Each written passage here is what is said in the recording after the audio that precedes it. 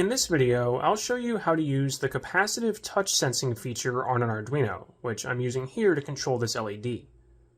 We're not going to go into the physics in too much detail, but long story short, this is the same concept that lets you use a touch screen on a phone or a tablet.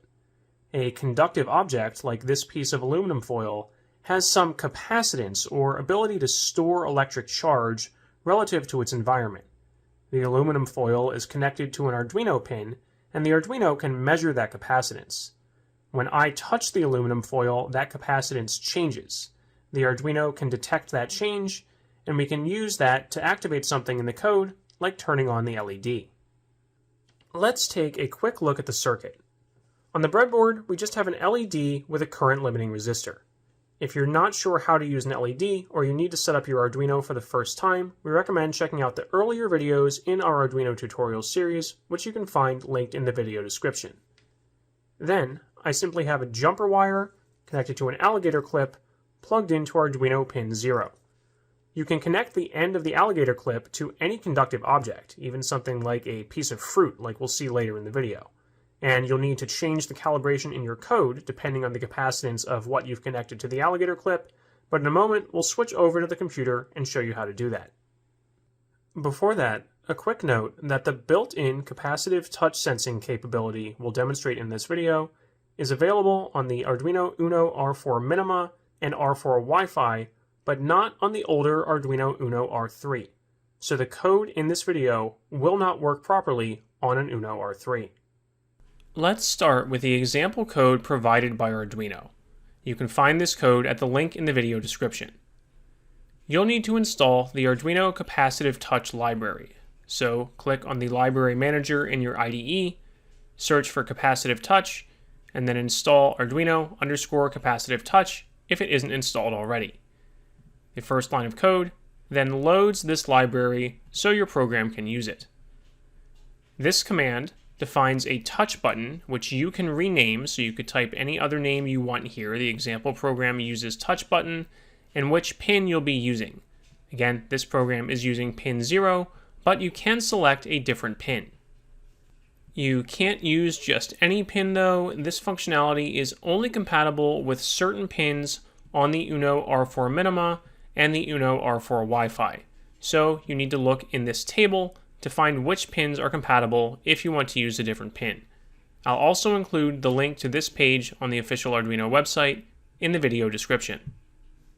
In the setup function, we then initialize serial communication so we can print to the serial monitor, initialize the touch button, and the code includes an error check to make sure you are using a compatible pin. It will print an error message and tell you to use a supported pin if you aren't using one of the pins from the table we just showed. Then we have a set threshold command, which, as we will see in a minute, has a number that you can change to change the threshold at which the program will detect a touch. Then inside the loop function, we read the sensor value using the touchButton.read command, which is stored in a variable called sensor value, and we print this raw value to the serial monitor. The code then uses the isTouched function to detect if the button is touched, again, which means that the value, which we'll see in a minute when we open the serial monitor, is exceeding this threshold. And if that happens, we're just going to print out button touched to the serial monitor. And this does not literally have to be a button, as we saw in the beginning of the video. I'm just using a piece of aluminum foil, so we're referring to it as a capacitive touch button, even though it's not physically a traditional button. And again, as we'll see later in the video, you can use other conductive objects. Finally, we have a short delay at the end of the loop, and then it's just going to go back to the top and read the sensor value again. So I have already uploaded this code to my Arduino.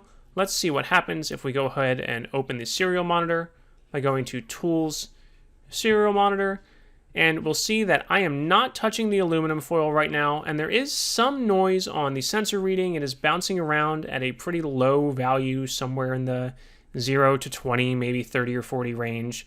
But watch what happens the moment I touch the aluminum foil. This value goes much, much higher. It goes into the thousands. When I'm firmly holding my finger down on the aluminum foil, it is around 7,000. So the code is detecting a button touch and it's printing button touched out to the serial monitor. because I am exceeding that threshold value that is set with the set threshold command. If, for example, I change the threshold to 8,000, then we'll see that when I touch the aluminum foil, the raw value is still about the same in the 7,000s, but it is not printing button touched because the raw sensor value is not exceeding the threshold, so this touch button.isTouched function is not true, so the command inside the if statement does not execute. So this is where you need to calibrate your code and set this threshold value depending on what you have connected to your Arduino. Just because you're watching this video and I'm using a piece of aluminum foil doesn't mean that whatever you have connected is going to give you the exact same value. So you need to upload this code to your Arduino. Remember, you can find it from the link in the description.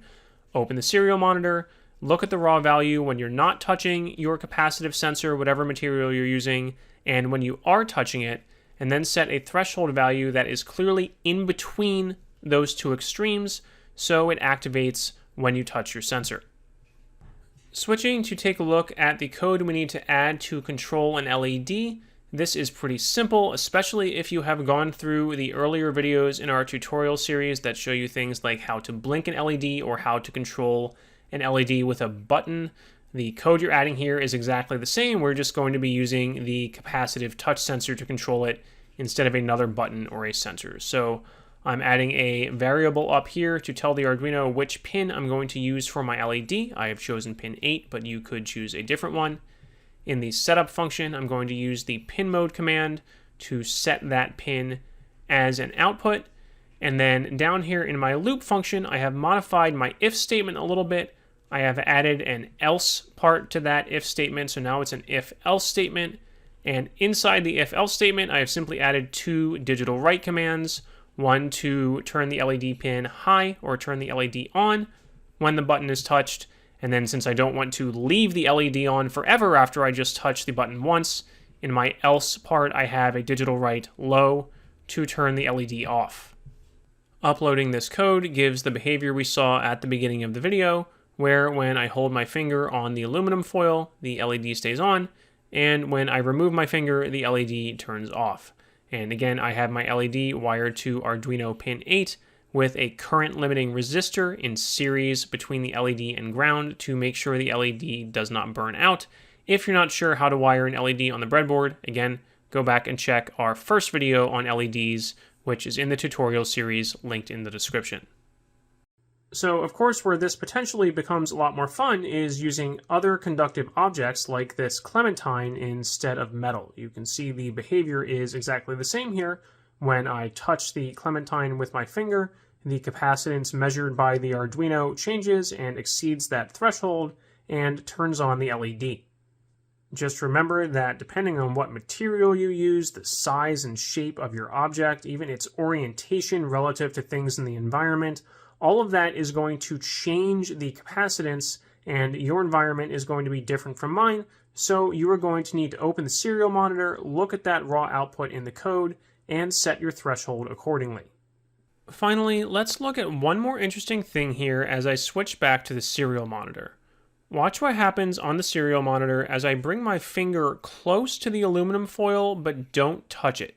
We'll see that if I do touch it all the way, then I still exceed the threshold, and the value jumps a lot into the thousands. But if I just hold my finger very close to the aluminum foil without actually touching, the value does still change and maybe get up into the low hundreds. So just having my finger near the aluminum foil without touching it does have a small influence on the capacitance, and the Arduino can measure that. Because again, remember, if I remove my finger completely, the value stays much closer to 0. So this lets you treat this raw value more like an analog input that, for example, you could use to control the brightness of an LED instead of treating it like a digital input that is either on or off using this isTouched function. So we're not going to go over how to do that in this video because we have other videos in our tutorial series covering analog inputs like a potentiometer. And again, that tutorial series is linked in the video description. But the point is, you don't have to use this as a digital input. You could use it sort of as a rough proximity sensor to detect when something like your finger is approaching a conductive object instead of when you have touched it all the way. If you're looking for a fun project you can do with an Arduino as opposed to picking up a single specific skill, make sure you check out the rest of our YouTube channel, which contains hundreds of videos with projects in all areas of science and engineering, not just Arduino projects, and make sure you subscribe so you don't miss our next video.